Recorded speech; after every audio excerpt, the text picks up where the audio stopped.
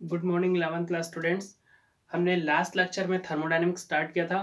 We have seen what is thermodynamics and thermal equilibrium. About thermal equilibrium we have discussed and zeroth law of thermodynamics. हमने zeroth law of thermodynamics देखा था। Zeroth law of thermodynamics क्या था? When two system different system are in equilibrium with third one.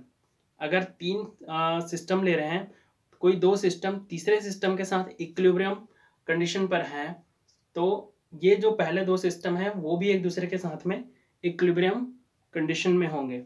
सो आगे हम देखते हैं concept of internal energy. Internal energy क्या होता है? अभी तक हम जो एनर्जी पढ़े थे इन क्लासिकल मैकेनिक्स और we can say mechanics, kinetic energy and potential energy, और ये जो दोनों का सम होता था टोटल एनर्जी के। Total energy is equal to sum of kinetic energy plus potential energy. But जब हम काइनेटिक एनर्जी की बात करते हैं किसी सिस्टम या किसी ऑब्जेक्ट की, तो क्या होता है कि वो जब मूवमेंट करता है तो उसके मूवमेंट के कारण उसके पास जो काइनेटिक एनर्जी, जो मूवमेंट होता है, वेलोसिटी, किसी वेलोसिटी पर मूव करता है, तो वो उसका काइनेटिक एनर्जी होता है। काइनेटिक एनर्जी के कारण उसका वर्क होता है उस पर। और potential energy due to virtue of its position, उसके पोजीशन के कारण जैसे हम पोटेंशियल एनर्जी की बात करते हैं तो ग्रेविटेशनल पोटेंशियल एनर्जी, सेकंड आता है इलेक्ट्रोस्टैटिक। कोई दो ऑब्जेक्ट मैसिव बॉडी जिसका कुछ मास वैल्यू है, दो डिफरेंट पोजीशन पर हैं, कुछ रिलेटिव पोजीशन पर हैं, तो उन दोनों के बीच में ग्रेविटेशनल फोर्स लगेगा और उसके कारण ग्रेविटेशनल एनर्जी होगा। इलेक्ट्रोस्टैटिक, अगर कोई दो चार्ज बॉडी है, उन दोनों के बीच में कुछ रिलेटिव पोजीशन है या रिलेटिव डिस्टेंस पर हैं, तो पोटेंशियल इलेक्ट्रोस्टैटिक एनर्जी होगा, इलेक्ट्रोस्टैटिक पोटेंशियल एनर्जी। इस तरीके से ये जो टोटल एनर्जी की बात करते हैं वो पूरे सिस्टम के लिए होता है। एक ऑब्जेक्ट का होता है या कोई मैसिव बॉडी होता है जिसके मूवमेंट के कारण उसके पास काइनेटिक एनर्जी होता है और रिलेटिव पोजीशन के कारण उसका पोटेंशियल एनर्जी होता है। तो ये हो गया टोटल एनर्जी। लेकिन यहाँ हम बात कर रहे हैं इंटरनल एनर्जी की। So what is internal energy? यहाँ से टर्म से इंटरनल मीन्स हमारे पास कोई एक थर्मोडायनेमिक सिस्टम है। अभी हम जो डिस्कस कर रहे हैं इंटरनल एनर्जी, वो थर्मोडायनेमिक सिस्टम की बात कर रहे हैं। तो जो थर्मोडायनेमिक सिस्टम होता है वो number of huge amount of particle से मिलके बना होता है। बहुत सारे पार्टिकल से मिलके बने हुए हैं। ये सब इसके कंस्टिट्यूएंट पार्टिकल्स हैं, बोल सकते हैं एटम्स या फिर मॉलिक्यूल्स। सो इस इंटरनल एनर्जी इसके कॉन्स्टिट्यूएंट पार्टिकल्स के एनर्जी पर कितना होगा, वो उसका क्या कहलाएगा? इंटरनल एनर्जी कहलाएगा। ये इंटरनल एनर्जी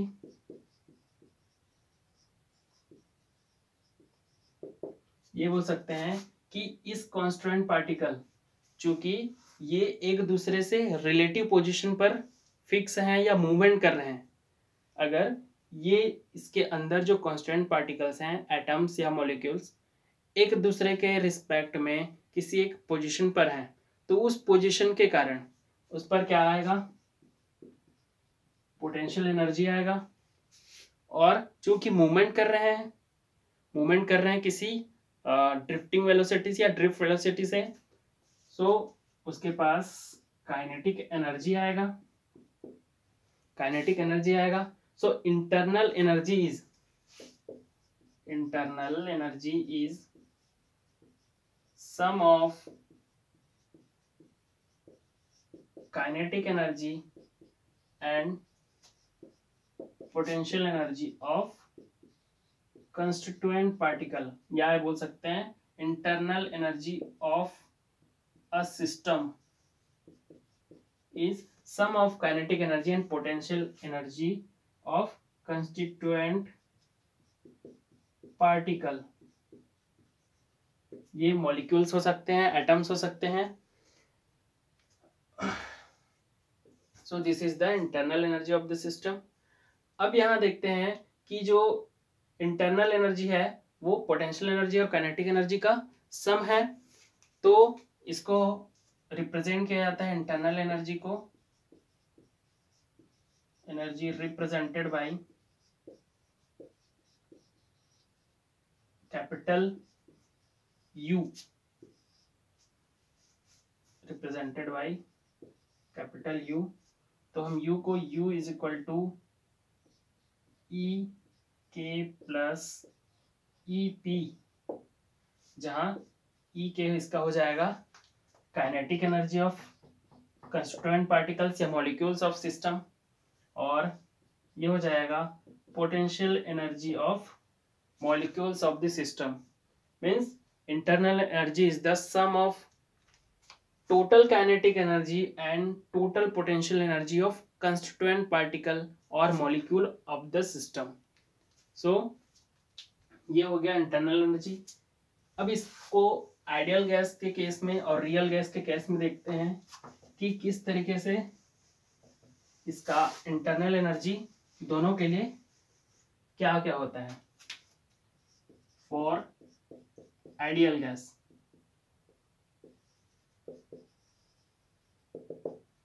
तो जब हम आइडियल गैस हम केमिस्ट्री में पढ़े हैं कि आइडियल गैस का प्रॉपर्टी होता है कि उसके जो कंस्टिट्यूएंट पार्टिकल्स होते हैं, मान लेते हैं आइडियल गैस है, आइडियल गैस के जो कंस्टिट्यूएंट पार्टिकल्स हैं, तो दो कंस्टिट्यूएंट पार्टिकल्स के बीच में जो फोर्स ऑफ अट्रैक्शन या फोर्स ऑफ रिपल्सन होता है वो शून्य होता है। उन दोनों के बीच में किसी भी प्रकार का अट्रैक्शन फोर्स या रिपल्सन फोर्स नहीं लगता है, जिसके कारण क्या होगा कि इसके पास पोटेंशियल एनर्जी जीरो होगी। Means no any attraction force due to gravitational field और इलेक्ट्रोस्टैटिक फील्ड, ऐसा किसी भी प्रकार का फोर्स फील्ड नहीं होता है इसके मॉलिक्यूल्स के रिलेटिव पोजीशन के कारण। सो पोटेंशियल एनर्जी कितना हो जाएगा, जीरो हो जाएगा।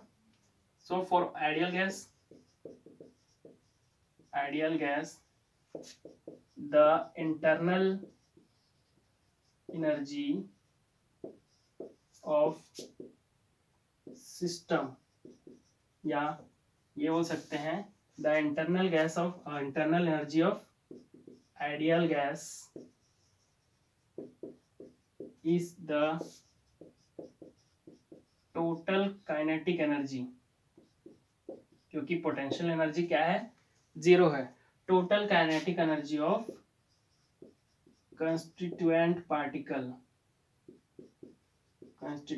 पार्टिकल या molecules of the system. So U is equal to E के बराबर, और हमको पता है कि जो काइनेटिक एनर्जी होता है उसके अंदर के पार्टिकल्स का मीन्स कंस्टिट्यूएंट पार्टिकल्स के जो काइनेटिक एनर्जी होता है वो किसका फंक्शन होता है, टेम्परेचर का। Means kinetic energy of particle किस पर डिपेंड करता है, टेम्परेचर पर। टेम्परेचर को इंक्रीज करते जाएंगे तो उसकी काइनेटिक एनर्जी बढ़ती जाएगी। सो ये बोल सकते हैं कि जो इंटरनल एनर्जी आइडियल गैस का ये फंक्शन ऑफ टी होता है। Internal energy of ideal gas is function of T, temperature का फंक्शन होता है। टेम्परेचर इंक्रीज करने से आइडियल गैस का इंटरनल एनर्जी इंक्रीज होता है। Now for the real gas के केस में क्या होगा, फॉर रियल गैस के बीच के कंस्टिट्यूएंट पार्टिकल्स होते हैं, उनके बीच में पोटेंशियल एनर्जी की वैल्यू कुछ होती है और काइनेटिक एनर्जी भी होता है। दो पार्टिकल्स के बीच में कुछ अट्रैक्शन फोर्स या रिपल्सन फोर्स लगता है, उसकी वजह से उस पर पोटेंशियल एनर्जी एक्वायर्ड होता है। तो इंटरनल एनर्जी या total internal energy is equal to kinetic energy plus potential energy, और ये जो काइनेटिक एनर्जी होता है वो फंक्शन होता है टेम्परेचर का, मीन्स टेम्परेचर के साथ काइनेटिक एनर्जी वरी करता है। उसी प्रकार से जो पोटेंशियल एनर्जी होता है ये होता है वॉल्यूम का function. Potential energy is the function of volume. Volume को इंक्रीज करने से पोटेंशियल एनर्जी इंक्रीज होता है। इंक्रीज इसलिए होता है क्योंकि अगर यहाँ पर हमारे पास एक डेफिनेट वॉल्यूम का कोई सिस्टम है तो, या गैस है, यहाँ पर हम रियल गैस की बात कर रहे हैं, तो किसी गैस का वॉल्यूम V है तो उसमें जितने कंस्टिट्यूएंट पार्टिकल्स होंगे, तो किसी एक कंस्टिट्यूएंट पार्टिकल पर, किसी एक पार्टिकल पर जो पोटेंशियल एनर्जी एक्वायर्ड होगा वो बाकी आसपास के जितने पार्टिकल्स हैं उन सब के द्वारा होगा। अगर हम वॉल्यूम को इंक्रीज करते हैं तो नंबर ऑफ पार्टिकल्स बढ़ेंगे और पोटेंशियल एनर्जी का इफेक्ट भी उसके कारण चेंज होगा, मीन्स और बहुत सारे पार्टिकल्स उसमें और ऐड हो जाएंगे। ऐड होने से क्या होगा कि उसके जो पार्टिकल्स का एक पर्टिकुलर पार्टिकल पर पोटेंशियल एनर्जी एक्वायर हो रहा है वो क्या हो जाएगा, इंक्रीज हो जाएगा। So potential energy is a function of volume. Volume को बढ़ाने से पोटेंशियल एनर्जी इंक्रीज होता है। तो इस तरीके से रियल गैस के केस में internal energy will be function of temperature and volume, ये हो जाएगा। अब थर्मोडायनेमिक के केस में देखते हैं कि इंटरनल एनर्जी उसके कंस्टिट्यूएंट पार्टिकल के काइनेटिक एनर्जी और पोटेंशियल एनर्जी का सम होता है। लेकिन हम जब इसके प्रॉपर्टीज को जब पढ़ते हैं या थर्मोडायनेमिक सिस्टम में जब हम किसी सिस्टम का इंटरनल एनर्जी के बारे में जब बात करते हैं तो हम उसके माइक्रोस्कोपिक स्टडी नहीं करते हैं, सिर्फ उसके माइक्रोस्कोपिक लेवल तक ही रहते हैं। माइक्रोस्कोपिक लेवल मीन्स हमको उसके एटॉमिक लेवल या मॉलिक्यूलर लेवल पर नहीं जाना है, तो हम इंटरनल एनर्जी को क्या लेते हैं, माइक्रोस्कोपिक वेरिएबल, जो कि उसके बाकी वेरिएबल्स के साथ चेंज करने से या फिर उसके स्टेट में चेंज करने के कारण उसके इंटरनल एनर्जी में चेंजेस आते हैं। ये बोल सकते हैं कि it is a state variable. State variable क्योंकि किसी एक स्टेट पर जो इंटरनल एनर्जी किसी सिस्टम का होता है वो फिक्स होता है और उसके स्टेट चेंज करने के बाद उसके स्टेट में, अगर मान लेते हैं कि स्टेट 1 में है तो यहाँ पर इसकी इंटरनल एनर्जी U1 है, इसके स्टेट में चेंज होकर ये स्टेट 2 में जाता है तो इसकी इंटरनल एनर्जी क्या हो जाएगी, U2 हो जाएगी। तो it is a state variable. इसके कंस्टिट्यूएंट पार्टिकल के बारे में हमको स्टडी नहीं करना है, होल सिस्टम का इंटरनल एनर्जी कितना है किसी पर्टिकुलर स्टेट में, ये हमको स्टडी करना है। इसलिए हम इसको क्या लेते हैं, it is a state variable.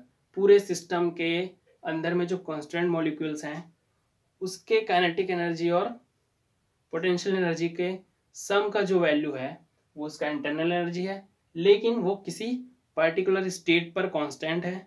State change करने से उसका इंटरनल एनर्जी चेंज होता है, इसलिए हम इसको स्टेट वेरिएबल लेते हैं। थर्ड इज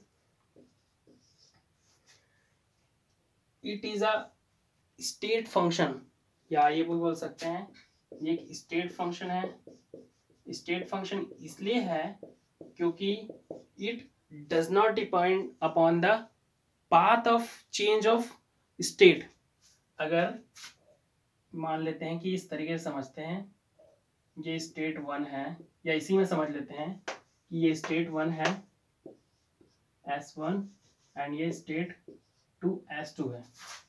अब स्टेट 1 से स्टेट 2 में जो चेंज हो रहा है, मान लेते हैं कि पहला जो पाथ है इसको P1 लेते हैं, पाथ इस पाथ से होते हुए वो स्टेट 2 में चेंज हुआ, और एक दूसरा पाथ है P2 इस पाथ को फॉलो करते हुए स्टेट 2 में चेंज हुआ।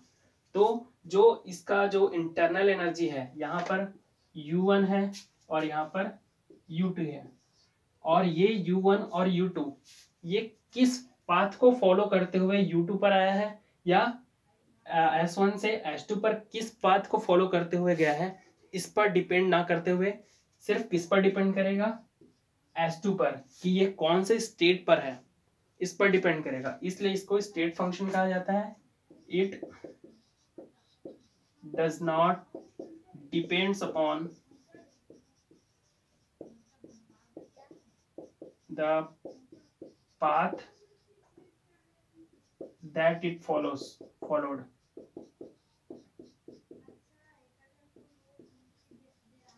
जिस पाथ को फॉलो करके ये स्टेट पर आया है, उस स्टेट पर उस पाथ पर डिपेंड ना करके ये उस स्टेट पर डिपेंड करता है जिस स्टेट पर ये प्रेजेंट है।